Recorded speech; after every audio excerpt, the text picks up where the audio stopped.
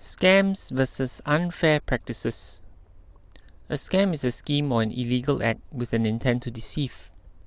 An unfair practice is an act that results in misleading the consumer into making a decision that he would not have made if given full disclosure of information. Common types of scams. Ponzi Scam. This is a fraudulent investment operation that pays interest or dividends to investors from existing capital or new capital paid by new investors, rather than from profits earned by the business. Fraudsters often promise high short-term returns and claim that their investments are of low risk. The risk. The scheme will not sustain due to the lack of number of new investors, and you stand to lose all your money. Some tips. Do check the investor alert list. There is a list of entities that are not authorized to conduct MAS-regulated activities in Singapore. The MAS Financial Institution Directory lists the financial institutions regulated by the MAS to operate in Singapore and the activities they are authorized to conduct. Lottery winnings or overseas inheritance. Fraudsters typically send emails, faxes, mail or SMSs, or call the victims claiming that they have won some lucky draw prize or some prize money in an overseas lottery or lucky draw, or they have received an inheritance from a long-lost relative. Victims are told that they will need to pay the necessary tax or transfer fees to some authorities before the money can be released. They would also be asked to provide personal information such as copies of passport or other identification, purportedly for verification purposes, as well as bank account and credit card details. The risk is that once you reveal your bank account or credit card details, your funds can be withdrawn by a third party and it's almost impossible to get it back. Your personal information can also be abused for illegal activities. Some tips.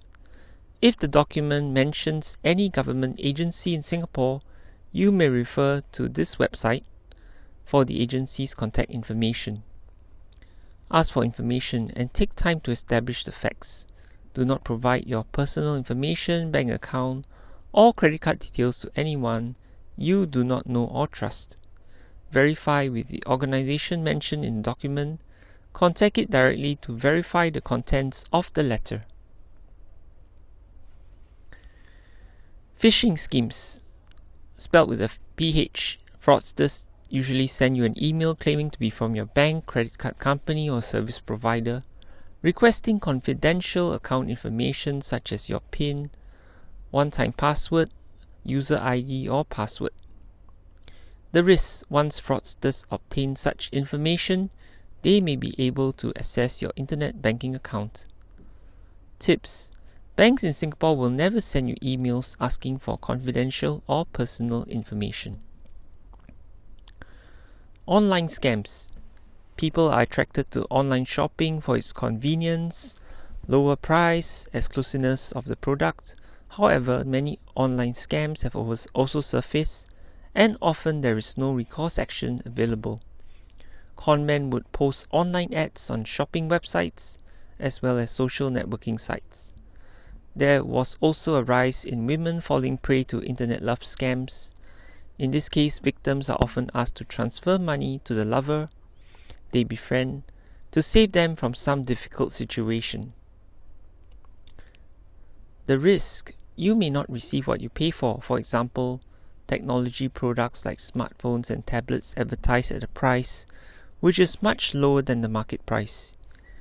You may be asked to make further payments through emails informing you that your shipments have faced problems with custom authorities or the courier, etc. Tips. Be wary of sellers asking for transfers or money orders paid to overseas account. It is very difficult to get your money back once transferred.